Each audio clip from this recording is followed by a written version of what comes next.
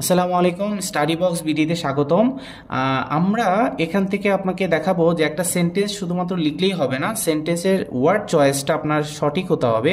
এই সেন্টেন্স থেকে সি থেকে আমরা কি শিখতে পাচ্ছি? সিতে দেখেন, sorry your application has been rejected. শব্দটা, সেন্টেন্সটা শুনতে কিন্তু একটু কর্কশ মনে হচ্ছে, সেন্টেন্সটা স্ট্যান্ডার্ড হয়নি। তো সরি না লিখে আপনি কি লিখতে পারেন?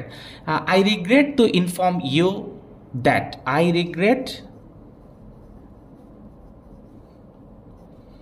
to inform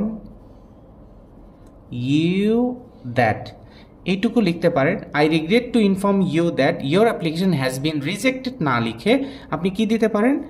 রিজেক্টেডের আপনার লিখতে পারেন হচ্ছে ডিক্লাইন্ড, ডিক্লাইন্ড।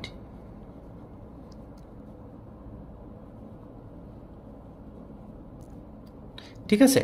আর দ্বিতীয় সেন্টেন্সটা দেখেন, you should think all options before taking a decision.